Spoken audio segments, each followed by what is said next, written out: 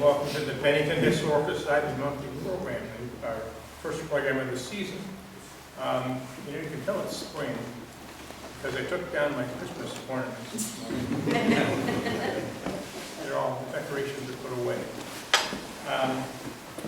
Well, nothing is really hidden in this collection. There are plenty of items that go unseen or unnoticed. So Bill Morgan has really delved into these objects. And he's looked at scrapbooks assembled in the 19th and 20th centuries. And he's going to highlight some recent additions to the collection of these items. He's going to trace the history of scrapbooking. And he's got examples. So if you want to see these, there'll be a lot of stuff flashed up on the screen. So if you feel like you want to move forward, see better, there'll be no collection after Mass here, so you don't have to worry about sneaking out. You might want to move forward to see better. So Bill Morgan is quite an author. He's an archivist, bibliographer. He lives in Bennington. He's written over 40 books dealing with history and literature. He's worked extensively as an archivist for Allen Ginsberg. That's pretty cool. Oliver Sacks and Arthur Miller.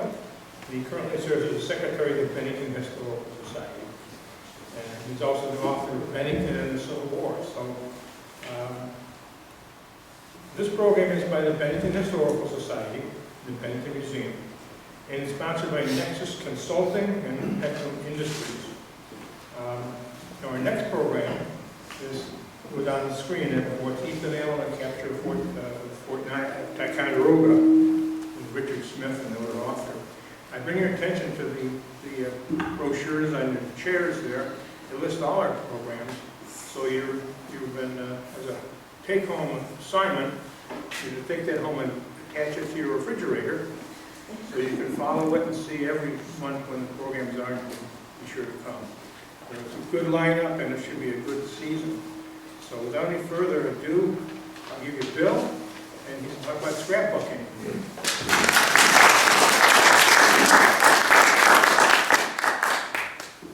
Thanks, Bob. How's the sound check? Can you hear in the back? Thanks, I should mention too, thanks to Callie and Dina for putting together some samples of scrapbooks that we'll be talking about. And they're in the display case just to the right before you go out the door. And we'll be talking about those, but you might want to see the actual scrapbooks. And thanks to Callie too for suggesting this program in the first place. In fact, when I'm on the collections committee for the museum, and when we approved that the acquisition of the last scrapbook that I'll talk about mostly today, Callie said you should do something to make people aware of the scrapbooks because they don't often see them. And so I have to thank her and curse her both for making me talk about scrapbooks. I've done my homework, so I hope you get something out of it. And I wanted to make a big thank you to Jackie Morrow for filming. You know, Jackie's been filming all of our programs for the last, 100 years? And she never gets any credit, so I want to give Jackie a round of applause.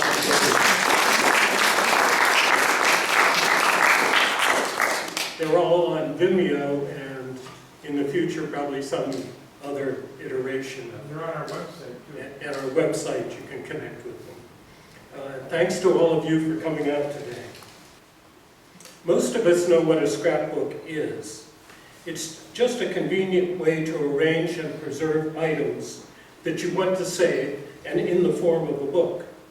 I might be wrong, but I doubt whether many kids today keep scrapbooks. They're probably doing digital equivalents like Shutterfly or Photoshop or other things. I wouldn't even know what they're called.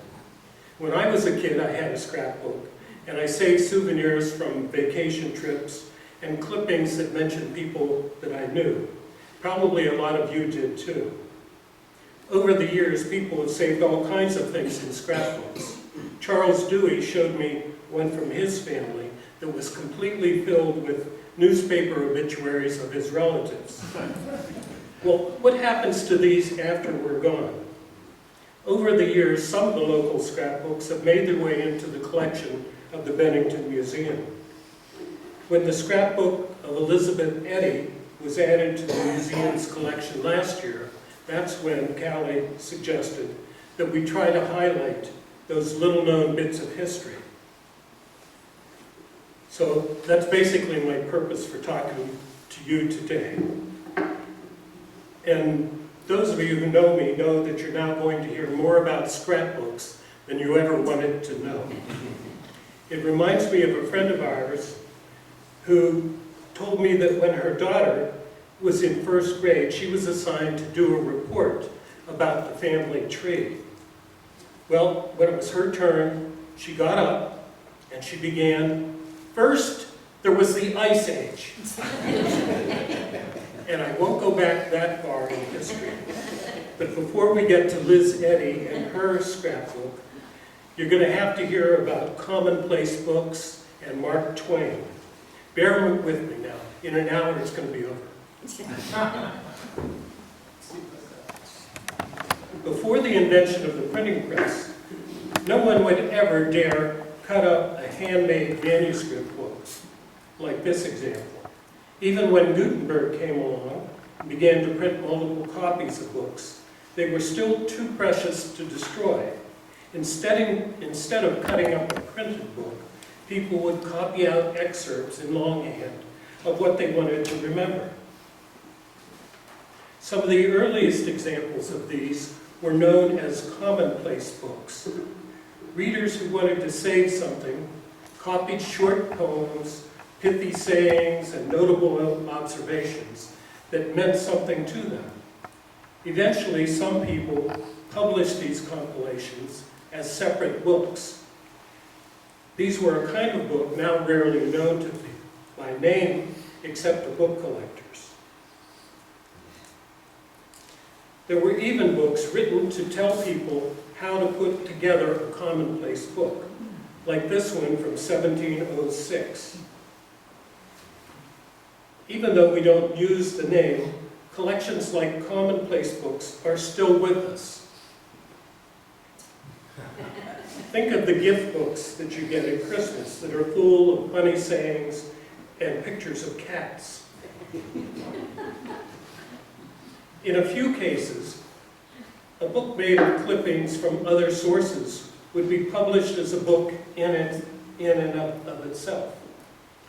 This is one of the more famous examples. It was called The Liberty Bell, and it was published before the Civil War by the American Anti-Slavery Society. The editor collected articles about slavery and abolition, put them all together, and sold it to raise money for the cause. It's similar to today's Reader's Digest, except that in their case, everything was on a single topic. With the invention of newspapers in the 1600s and magazines in the 1700s, it was no longer necessary to copy things by hand. People could just clip items of interest out of the paper, and as their pile of clippings grew, they had to think of what to do with them. The answer was a scrapbook, a one-of-a-kind book made from the things that each person wanted to save. Now, the best and largest examples of scrapbooks in the Bennington Museum's collection are called the day papers. Anyone who's used the museum library for research knows exactly what the day papers are.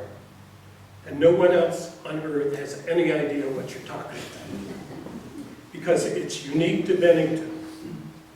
They're called the day papers, not after the days of the week, but for Henry Clay Day. He was a drugstore owner on Main Street at the turn of the century. He died in 1919, and he was devoted to our local history. For decades, he clipped articles from newspapers and pasted them into scrapbooks. In the end, he had filled 26 large notebooks. To help preserve them, they were microfilmed, and then indexing was a huge job, but if someone hadn't indexed them, we'd never be able to use them, since everything was randomly stuck into the pages of the book. Except for the fact that they were mostly about Bennington and United States history, there's no rhyme or reason to their arrangement. That's a common problem with ordinary scrapbooks. Without an index of some sort, it's impossible to find anything. So that presents a problem for a museum collecting them. And I don't know what the solution is. It wouldn't be practical to index the contents of every scrapbook they have, and you'll see that today. The contents are very diverse. Other problems with scrapbooks are related to the expense of the conservation of the materials themselves. Not only are the scrapbooks often acidic, and here you can see how the acid is discoloring the pages, but the items that are saved are not of archival quality. And it causes a lot of headaches for the curators. Even the Scotch tape and glue they use to attach things to the scrapbooks deteriorates. Some earlier examples show that people clipped things and pasted them into the blank pages of already printed books. Here's an example of a page of handwritten birth dates pasted into a Bible. Due to this habit, publishers began to include extra pages at the end of books just for this purpose. And you've probably seen old books like that. The museum has an early book from around 1830 that's not quite a commonplace book or a scrapbook, but something more like an autograph book. It belonged to a young woman named Aurelia Putnam. She had asked each of her friends at the Bennington Seminary, the cemetery people weren't able to fill in it. She wanted them to create a page in their best calligraphy. The seminary was a school that's on that little seminary street across the road from the Four Chimneys Inn. You can see that the title page of the book is printed just like any other book, with the publisher's name and a simple title here called Album. Each person did a page. Sometimes it was a long quote from a well-known source. Sometimes they created a poem themselves. These early books give us a glimpse into the personalities of the people of bygone days. Each page has a printed design on it, but otherwise the pages were blank. It was intended for this kind of use, although you could paste things into it as well. Like the Anti-Slavery Society, some people make books on a singular theme, maybe souvenirs of a special vacation or recipes for cooking. Some of the scrapbooks in our collection deal with a single topic, like this 1936 book, which documents the Bennington College School of Dance. This is very important because it has original photographs showing the earliest days of Bennington College. One page shows various buildings on the campus, just around the time they were built. So some of the pictures will look familiar, but the trees certainly have grown over the years. It also shows some of the leading modern dancers who came to Bennington at the time, like Martha Graham, this is her page, and Anya Holmes, her page, and Jose Limon, and a lot of other famous dancers who came here. It also includes programs and ticket stubs, so it paints a full picture of what was going on in dance at the college in 1936. And so it's a great source of information for anyone who wants to do research on that period. And that's one of the notebooks, one of the scrapbooks that Callie has put in the display case.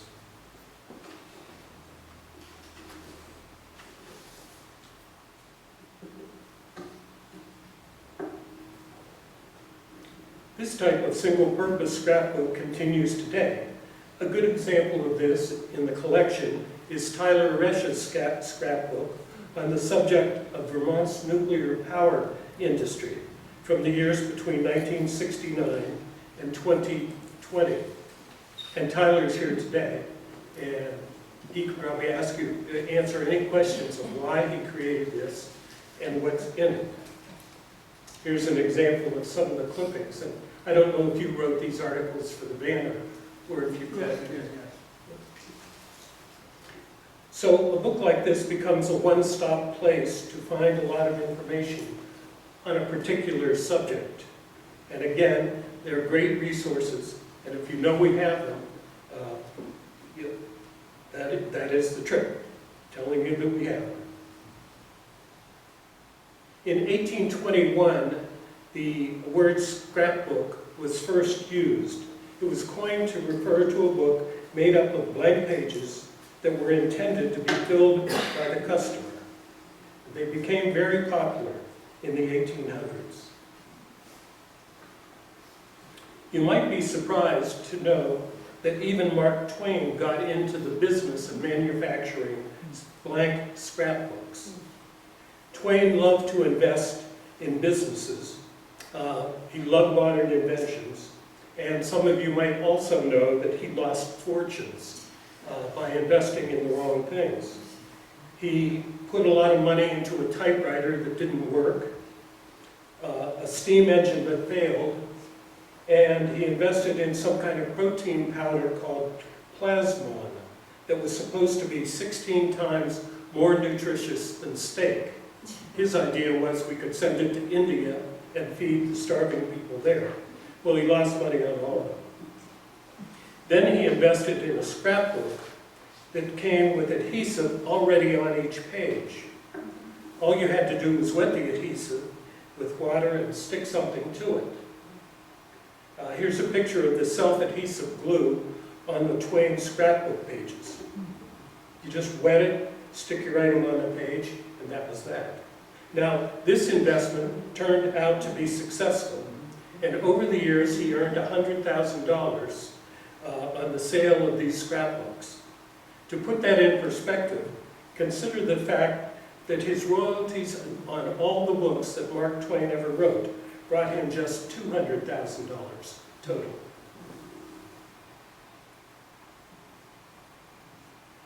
During the last half of the 19th century especially, scrapbooks became all the rage. People saved not only clippings and photographs, but ticket stubs, postcards, locks of hair, ribbons, advertising cards, and other personal memorabilia. Here's an example in the scrapbook we have of George Dewey's.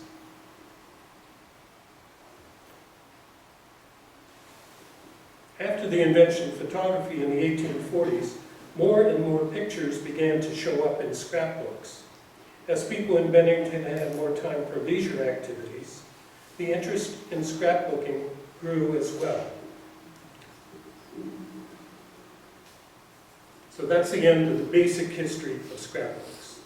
Now we'll take a look at Liz Eady's scrapbook. It belonged to Elizabeth Elvira Eddy. She was born on December 28th, maybe in 1856, although some records say 1853, and one even says 1859. They all agree that she died in 1887 when she was around 30 years old. She went to high school here, was a good student and on the honor roll. She put this particular scrapbook together between the years 1875 and 1883, when she was just beginning her career as a teacher at the Bennington Graduate School. Due to her poor health, she retired in 1883, but came back to teach grammar the following year, and then she got married, and the following year she had a baby, and the following year she died of consumption, what we now call tuberculosis. Lizzie was the wife of Herbert Fay Robinson. He was a descendant of David Robinson, who fought in the Battle of Bennington, and the Fay family who owned the Catamount Tavern. We can learn a lot about Lizzie's short life by looking at the items she collected and saved. These were the years following the Civil War, and many of the programs she attended dealt with slavery and the war. In addition to telling us about her life, her scrapbook can also be a treasure trove for people looking for information about the activities of their ancestors. Since she was a school teacher, many of the programs she saved in the scrapbook are from local school performances. And with luck, you might spot some of your ancestors' names in the talent shows and plays she attended. This book isn't in strict chronological order, which seems to be typical of all the scrapbooks I've seen. In the days before movies, radio, and television, we'll see that adults and children went to lectures and attended a wide variety of shows that came to Bennington. It seems like almost every night there was something going on in the late 1800s. The celebrities' names don't mean much to us today, but these people were really the Taylor Swifts and the George Clooneys of their day. Bennington seems to have seen its share of big national stars, as well as regional local performers, and Lizzie went to see many of them. On the right side of the page is a program she received when she attended George Slavin's original Georgia Cabin Singers. The Jubilee Singers were a black troupe made of ex-slaves who sang and danced what was at the time called Negro music. The Georgia Cabin Singers were very famous around the country for presenting the play Uncle Tom's Cabin, although on this particular night they didn't perform that. You can see the song titles are in Southern dialect too, like All Dem Days Done Gone and Ain't Dem Hard Trials. This was about 10 years after the Civil War, and these types of shows were very popular and commonly known as Tom shows. Many of the events took place in the Free Library Hall, which was on the upper floor of the old part of the public library at the corner of Main and Silver Streets. It's still there, but at that time, it was the biggest auditorium in town. The library was given by Trenor Park, who built the Park McCullough House, and Seth Hunt, who built the Big Mill, and whose house is now the Vermont Veterans Home. The library hall opened in 1865, just a few days after the assassination of Abraham Lincoln. And in fact, the very first program to take place in the library hall was a memorial service for Lincoln. I'm showing this page about the spelling school because it shows not only the library hall, but the Philomathian Society, which was a group formed by young people interested in lectures, debates, and other intellectual programs. A philomath is a person who loves to learn and study, and you'll see the society's name a lot during this period. This particular clipping is from 1878. Members of the society were people like Luman Norton of the Norton Pottery, and he lived in that big house on Pleasant Street next to the Episcopal Church. On the lower right side of this page, Miss Eddy has pasted in a small tract called The Housetop Saint, written in 1850 by Jane Dunbar Chaplin. Chaplin was a staunch abolitionist, and the topic of slavery was still very much on people's minds, even in 1876, 10 years after the end of the Civil War.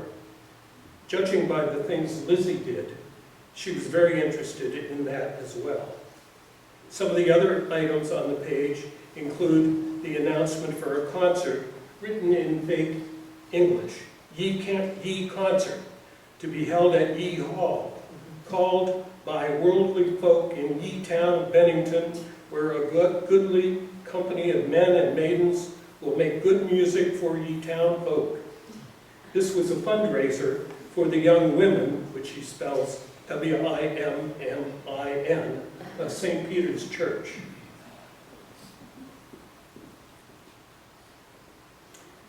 This was for a play about the Civil War called The Loyal Mountaineers.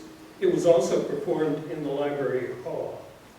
And I'm just going to assume that Lizzie went to most of the things that she kept programs for, and then glued them into her scrapbook as keepsakes. She also clipped things about herself that showed up in the newspaper from time to time. Let's see if I can screw it up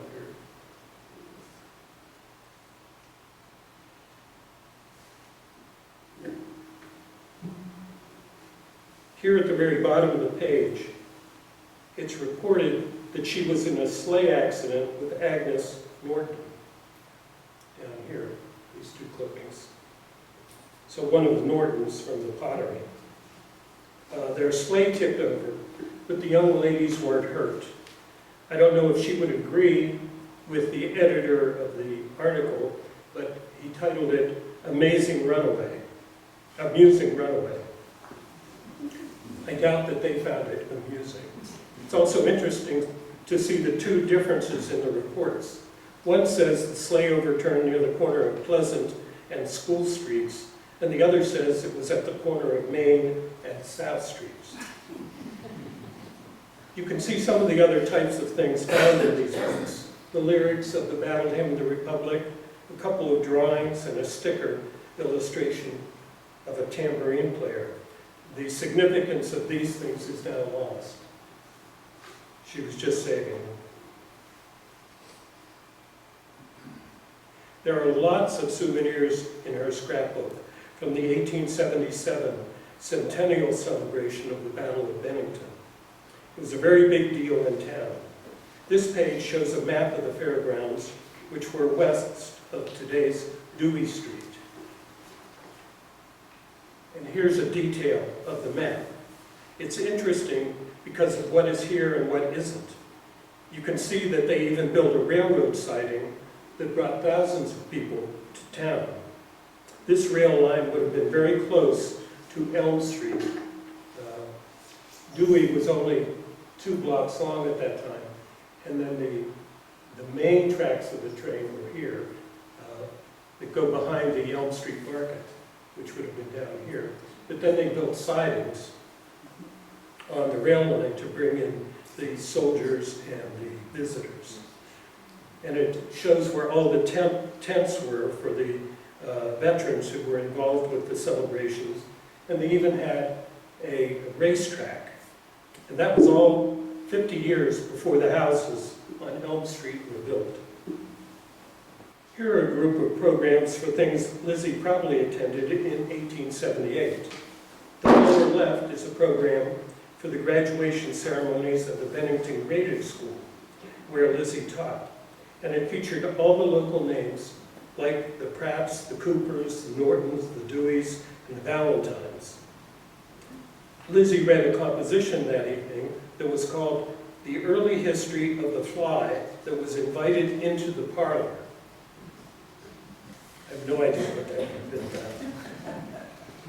about. On the right side at the bottom is a program for a performance at Library Hall by Helen Potter. Potter was a very famous impersonator who toured on the Chautauqua circuit. She impersonated both women and men, such as Susan B. Anthony, Abraham Lincoln, and John B. Goff, and he was a famous pro-temperance orator. She was billed as America's greatest reader and impersonator.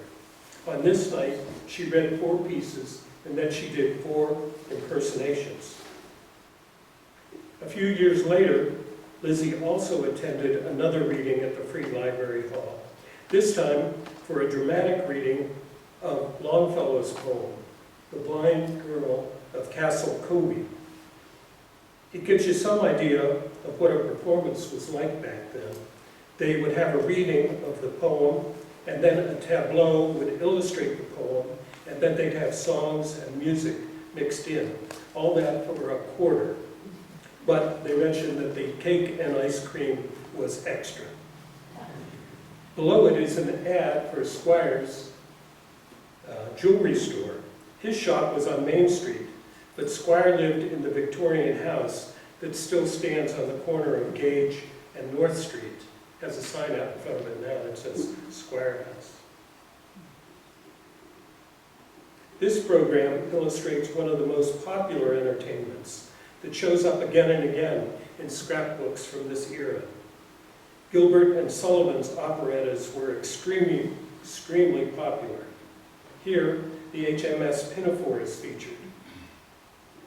Unlike the handouts we saw earlier, this handout doesn't give the date or place of the performance. It was printed by the opera company, so it could be distributed to the audience as they traveled around the country, no matter where they performed. The program also featured Mr. J.D. Kelly, and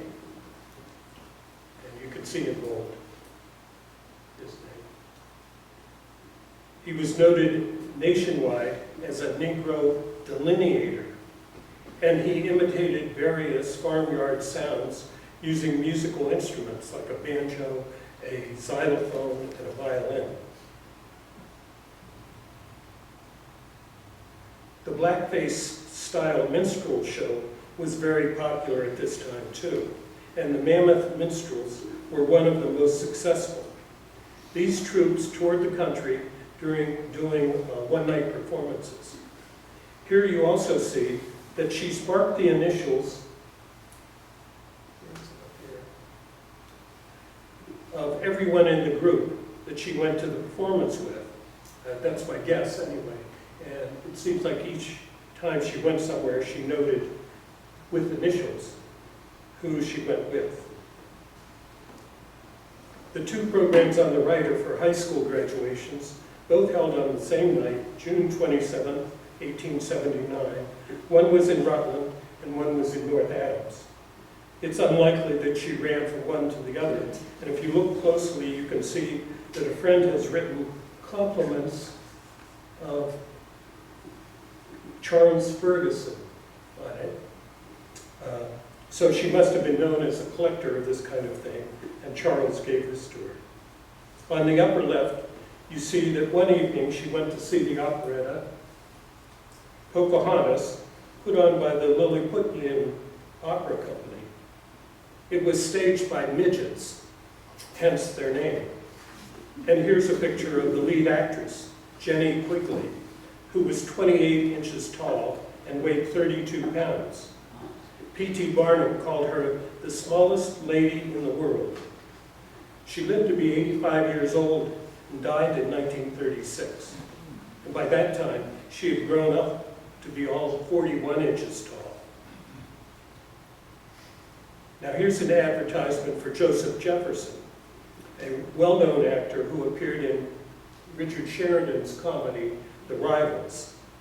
Lizzie must have gone to the Park Avenue, or the Park Theater in New York City around 1880 to see him.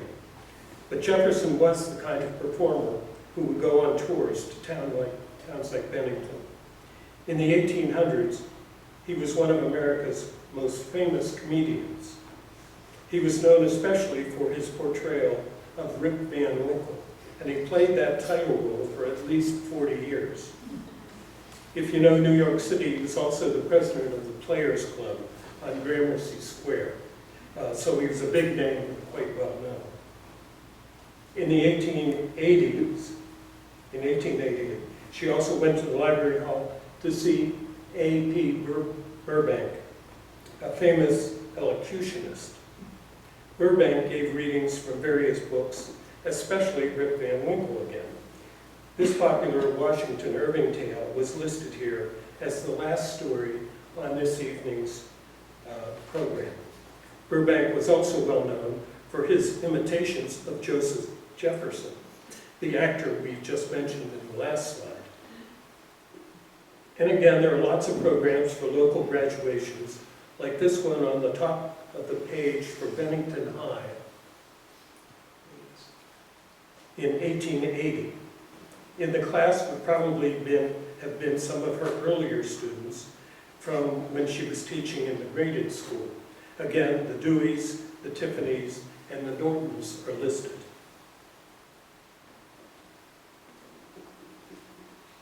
In the upper left corner is a flyer for Mary Livermore. As it says, Mary Livermore was from Boston and she spoke of the coming man just a few days before New Year's Eve, 1880. She was an American journalist and had been a staunch abolitionist, as well as an advocate for women's rights. During the Civil War, she worked with the U.S. Sanitary Commission, which was the precursor of the American Red Cross. To raise money for the Sanitary Commission, Abraham Lincoln had given her the original draft manuscript of the Emancipation Proclamation, and she sold it at an auction for $3,000, quite a bit of money in those days. The money went to military hospitals and helped to keep the troops healthy during the war. At the upper right is an 1881 flyer for George H. Hibbert. He was the pastor of the Universalist Church in Somerville, Massachusetts. On Monday, he spoke at the library on the subject of public opinion. On Tuesday, he spoke on the citizen and the dram shop. And on Wednesday, he spoke on the surplus dollar. Hibbert was a very popular speaker on the subject of temperance, and he also promoted the cause of women's suffrage, both apparently things that were of interest to Lizzie. In 1882, Lizzie and her mother went to hear Josh Billings speak. As I said, Lizzie always wrote the initials of who she went to something for, and on this one she has mother that she wrote on the program. Now, Billings was a very famous humorist and lecturer, very much in the vein of Mark Twain. He was born in Lanesboro, Massachusetts, but went on to be a national headliner.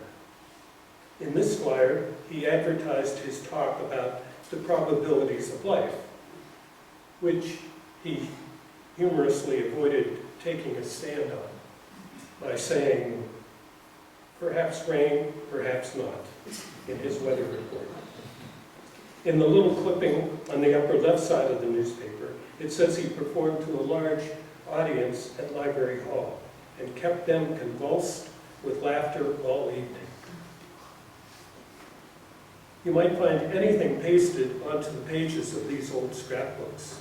This looks like an 1874 Bennington school newspaper called the Bennington Enterprise, and she's glued it in here. It's a story written by Frank, and it must be humorous. They spell Frank as Phranque, Frank. And this is for Camilla Orso. She also performed to sold-out crowds at the Library Hall on quite a few occasions. She was a French child prodigy who was recognized as one of the finest violinists of the last half of the 19th century. Here is the program and a portrait of her and the newspaper review of her concert, once again held in the Free Library Hall. The clipping says that the hall was completely packed and latecomers had to sit in the gallery. And on the last pages of Lizzie's scrapbook, she's pasted horse racing scorecards from the Bennington Driving Park. So she must have loved the ponies. These were trotting events, and you can see that they drew horses from all over the Northeast. And they must have been quite popular. The purses were $300, so quite a good deal of money. And the newspaper clipping at the side says that all the hotels in Bennington were filled, so we knew they drew large crowds to the area. In closing, I'd like to just mention that there are many, many other scrapbook examples in the museum's collection. And I know Callie and the staff would love to share those with anyone who wants to see them. They're very useful for anyone interested in looking up Bennington history. This is the cover of George Dewey's scrapbook. He saved all his report cards from the 1870s and 1880s. He also kept souvenirs from President Garfield's funeral in 1881. This page presented a little mystery, too, that I couldn't solve. The ribbon on the left is dated January 20th, very clearly, January 20th, 1881, but Garfield was assassinated in July of 1881. So I wonder what Dewey was doing. Was he at some political rally in January? Garfield was inaugurated in March of 1881, so it can't be that. And maybe the ribbons have nothing to do with Garfield. It just looks like the bow and the pressed flowers are somehow related to the memorial card. Some of the museum's scrapbooks are filled with old photographs, like this one in the scrapbook of Mary Shackelmer from the 1920s. She identified all the people in her class picture. She put a little number on each one, and then she's identified them all. And that's always helpful in research. Below it's an old felt athletic letter from 100 years ago, which she pasted into the book. Some of the pages in her book show things that don't exist anymore, which is always helpful for historic research, like the logging business in Glastonbury, which is down here, and Camp Abenaki, which is up here. And that was set up, I think, in 1922 to celebrate the battle, the centennial, or the 150 years of the Battle of Bennington.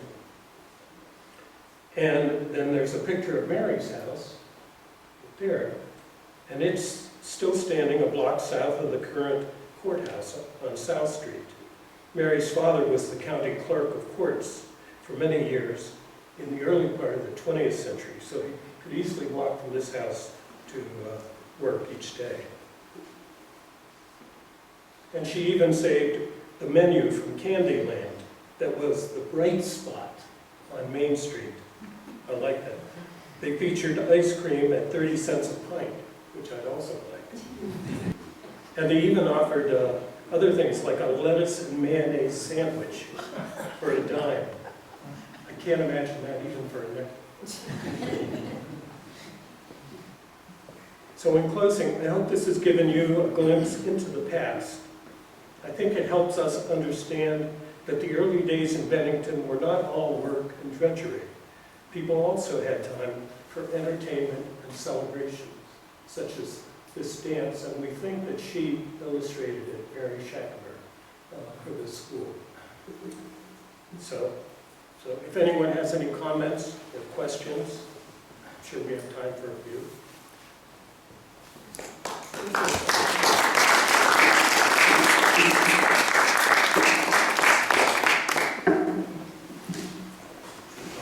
Bill, I was just curious how many people that the library held, how many spectators as opposed to like opera house? I've never seen anything that would say, I know it was the largest, it would have been several hundred.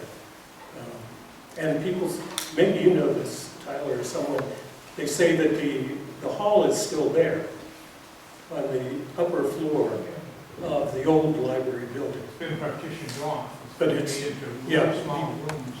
And can you use it? My understanding was that you couldn't go Yeah, back. they have up there, readings up there, office, and